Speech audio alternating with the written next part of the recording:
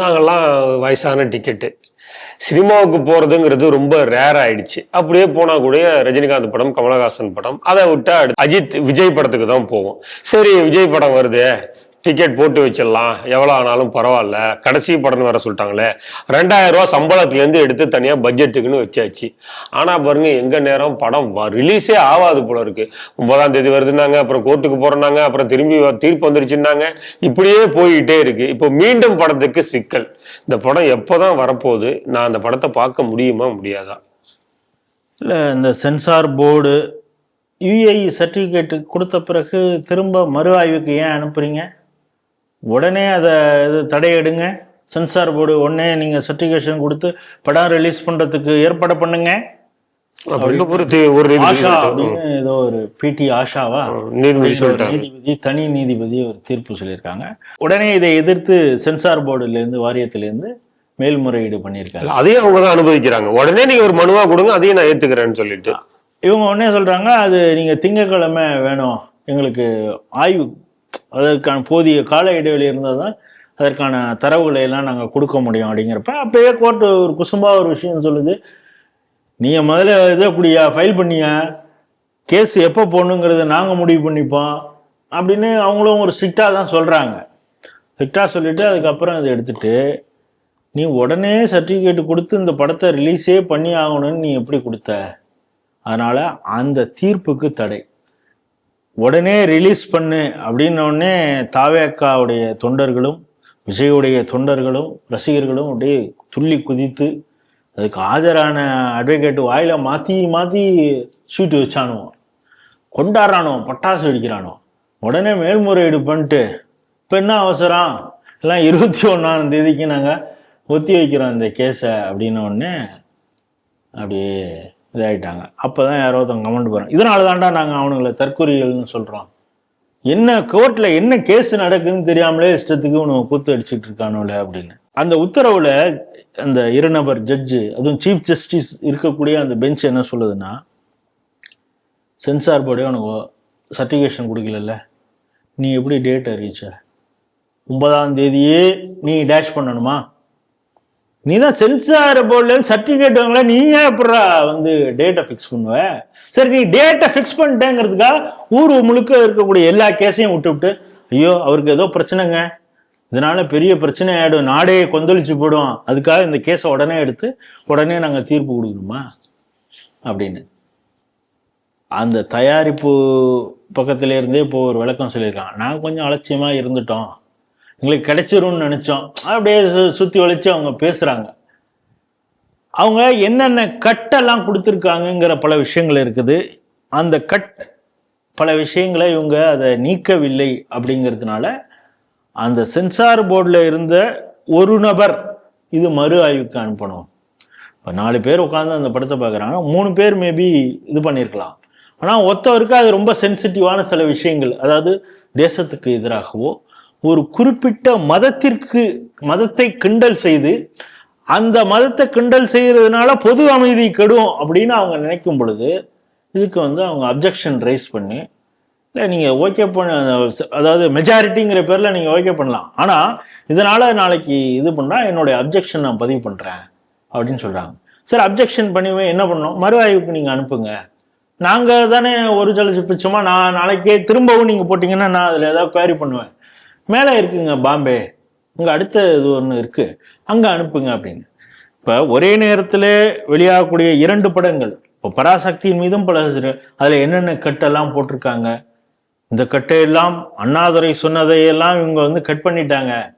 Cut பண்ணுறதை வைத்து கொண்டே அதே நாங்கள் விளம்பரப்படுத்தி பெரிய அளவில் இந்த படத்தை ஓட வைப்போம் பார் அப்படின்னு ஒரு பக்கம் ஜூம்பிகள் எல்லாம் அப்படியே வேட்டை நாய்கள் போல குதறிக்கிட்டு இருக்கு ஒரு பக்கம். அது இப்போ இந்த பராசக்தி படத்துக்கு இப்போ அவங்களும் மேலே போயிட்டு தான் அந்த சர்டிஃபிகேஷன் வாங்கினான். இப்போ உனக்கு அதில் என்ன பிரச்சனை அப்படின்னு நம்ம தயாரிப்பு நிறுவனம் தெரியாது, நாங்கள் கொஞ்சம் அலட்சியமாக இருந்துட்டோம், இங்கேயே ஓகே. அவங்க என்னன்னா பழையபடியே ஏன்னா அதை 3 நாட்களுக்கு முன்னாள் முதல்வர் எடப்பாடி அவர்கள் சொல்லியிருக்காரு, படம் ரிலீஸ் ஆகிறதுக்கு தன்னிடம் ஒரு உச்சபட்ச நடிகர் எப்படி உதவி கேட்டார், அவர் மேபி யார் கேட்டார்னு, அவர் என்னதான் இருந்தாலும் ஒரு பொலிட்டீஷியன், அவங்களுக்குன்னு ஒரு அரசியல் இது இருக்குல்ல, அனுபவம் இருக்கு, Open ஆ பேரெல்லாம் சொல்லலாம். சொல்லலை. ஆனா அவர் யாரை சொன்னாருங்கிறத அந்த கூட்டத்துல கேட்டவங்களுக்கு எல்லாருக்கும் புரிஞ்சது. அது எப்படி உதவுன இது சில, ஏன்னா சண்டே அந்த பிரச்சனை வந்தது, சண்டே வந்து சென்சார் போர்டில் நம்ம இதை பற்றி பேச முடியுமான்னு தெரில, இது பண்ண முடியல, யார்கிட்ட பேசுறதுன்னு தெரில, அப்படிங்கிற விளக்கத்தெல்லாம் அவர் சொல்றாரு. எதுக்காக சொல்றேன்னா, இப்படியெல்லாம் ரெக்கமெண்டேஷனுக்கு ஆள் இருக்கும், நம்ம ஈஸியாக வாங்கிடலாம் அப்படின்னு அவங்க அலட்சியமாக இருந்திருக்காங்க. ஆனால் சென்சார் அதுக்குன்னு சில வழிமுறைகள் இருக்குது. இது இல்லைன்னா பல படங்கள் இன்னும் சென்சார்லேயே கிடக்குது. ஏன்னா அவங்க சில விஷயங்கள் இதெல்லாம் நீக்கிட்டா அந்த படத்தை நான் ரிலீஸே பண்ண முடியாதுங்க அப்படிங்கிற அளவுக்கு டேரக்டர் சரி நீ ரிலீஸ் பண்ணாதன்னு விட்டுருவாங்க. இதுதான் கோரு, நான் இதை தான், அதை பண்ணாதான்டா பிரச்சனை வரும் இங்க அப்படின்னு சொல்லியிருப்பாங்க. அதை நீக்கிட்டீங்கன்னா சீனே பார்த்தீங்கன்னா அவங்க கட்டு கொடுத்துறோம் 35-45 கட்டு எடுத்துட்டா இருக்கிற ரீலில் 2 ரீலே அருந்து போகிறது மாதிரி இருக்குன்னு வச்சுங்க. அவன் அதுக்கப்புறம் அந்த படத்தை ரிலீஸ் பண்ணான்னா இல்லைன்னா அது மாதிரி. இப்போ இதில் வந்து சில சென்சிட்டிவான விஷயங்கள் இருக்குங்கிறாங்க. எனக்கு அது காரணம் கூட தெரியும், ஆனால் அதை நான் சொல்ல விரும்பலை இங்கே பொதுத்தளத்தில். ஏன்னா அது சான அத்தன்டிசிட்டி நமக்கு தெரில. நமக்கு அங்கே இருக்கிறவங்களே 2-3 பேர் சொல்கிறாங்க. இது ரொம்ப ரொம்ப சென்சிட்டிவான விஷயத்த அவங்க அடம் பிடிக்கிறாங்க. இதை நீக்குனா இதை நாங்கள் நீக்க முடியாது அப்படின்னு ஒத்த காலில் நிற்கிறாங்க. ஆனால் அது வந்துட்டா, அந்த வசனத்தோடு இங்கே வந்துட்டா மிகப்பெரிய அளவில் பெரிய பிரச்சனை வருங்க. அதை வந்து சமாளிக்கிறது இருக்கா. அதுக்கு பிறகு போஸ்ட் சினிமா வந்ததுக்கு அப்புறம் அதை கட் பண்ணுங்கன்னு அங்கங்கே தேட்டரில் பெரிய அளவில் கும்பல் வந்து பெரிய பிரச்சனை பண்ணாங்கன்னா என்ன பண்ணுறது அப்படிங்கிறதெல்லாம் சொல்கிறாங்க. ஆனால் நான் எப்படி அது என்ன வசனம் நான் அப்போ சொல்ல முடியும்? அது மேபி அது இல்லாமலே கூட இருந்தாங்க. ஆனா அவங்க சொல்லியிருக்காங்க மேபி இது ஒரு காரணமா இருக்கலாம் அப்படிங்கிறாங்க. ஆனா பொதுத்தளத்துல சொல்லப்படுவது என்னன்னா, இது ஆளும் பாஜக அரசு தான் இதை வந்து இதன் பின்னணியில இருக்கு, விஜய் படம் வெளிவராமல் தடுப்பதற்கு பாஜக அரசு தான் இதை செய்கிறதுன்னு தானே பொதுத்தளத்துல விவாதம் இருக்கு. சரியான நேரத்துல இந்த கேள்வி கேட்டீங்க. அதுவும் இதை அதிகமாக சொல்றது யாருன்னா காங்கிரஸ்.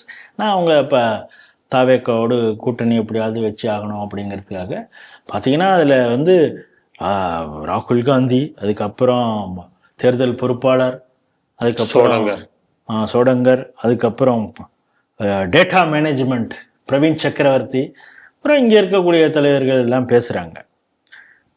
இவங்க எவ்வளோ உத்தமர்கள் அப்படிங்கிறதுக்கு ஒரே ஒரு உதாரணம் மட்டும் நான் சொல்லிடுறேன். ஏன்னா இவங்க கருத்து சுதந்திர கண்மணிகள் அப்படின்னு இவங்க தான் எமர்ஜென்சி கொண்டு வந்தாங்க. அது ஒன்று போதும்.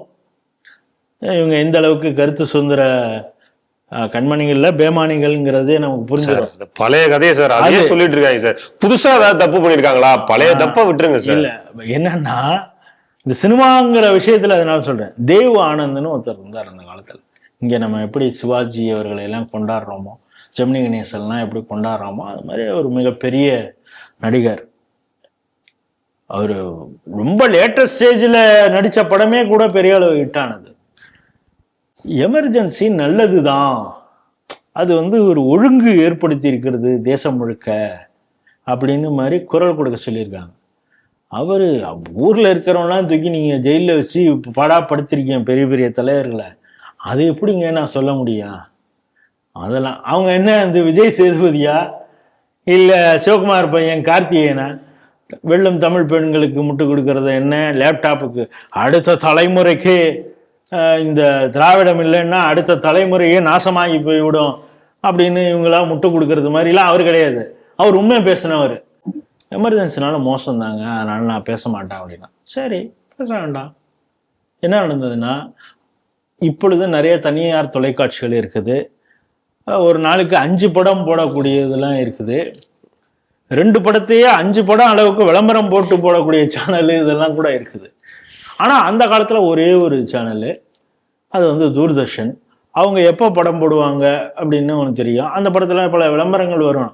ஆனால் அந்த ஒரு படத்துக்காக, அந்த ஒரு ஒளியுக்காக, அந்த எப்போ சினிமா போடுவாங்களோ அந்த ஞாயிற்றுக்கிழமையா அந்த படத்துக்காக எப்படி வெயிட் பண்ணுவோம். அதுக்கு பிறகு அந்த எமர்ஜென்சிக்கு நான் பேச மாட்டேன்னு சொன்ன பிறகு தேவ் ஆனந்த் படத்தை தூர்தர்ஷனில் போடவே இல்லை. யார் படம்லாம் வந்தது. ஆனால் அவரோட அப்பா டக்கர் நடிகரான தேவ் ஆனந்த் படத்தை போட காரணம் உங்களுக்கு தெரியும், காங்கிரஸ் தான் இப்போ ஃபுல்லாக ஆட்சியில் இருந்தது அப்படிங்கிறது. இது சொல்லலாம். 72 பேன் பண்ணவர் நேரு. எத்தனை புத்தகங்கள் எந்தெந்தது அவங்க வந்து ஆல் இண்டியா ரேடியோவில் அவங்களுடைய பாட்டே பாட முடியாத அளவுக்குலாம் பேன் பண்ணது, இந்திரா காந்தி பண்ணது, அதெல்லாம் ஒரு பெரிய லிஸ்ட் இருக்குது. அதனால் கருத்து சுதந்திரத்தை பற்றி காங்கிரஸ் பேசுனதுன்னு வச்சுங்க, எதால சிரிப்பது அப்படின்னே நமக்கு தெரியாது. ஆகவே ஜனநாயகம் 21ஆம் தேதி அவங்க தள்ளி வச்சிருக்காங்க. அதனால அவசரம். அவர் ரொம்ப ஜட்ஜு கூலா சொல்லியிருக்காரு, இதுதான் எங்களுக்கு வேலை கிடையாது, நீ சர்டிஃபிகேஷன் வாங்காமலே ஒரு டேட்டை ஃபிக்ஸ் பண்ணிட்டு எங்களுக்கு அழுத்தம் கொடுத்தினா அதெல்லாம் செய்யறதுக்கு நாங்கள் ஆள் கிடையாது. 21ஆம் தேதி இருக்கோம், அவங்களுக்கும் நேரம் கொடுத்துருக்கோம். சென்சார் போர்டும் அவங்க அப்பியர் ஆகி அவங்களுடைய தரப்பு வாதத்தை சொல்லட்டும் அப்படின்னு சொல்லியிருக்காங்க.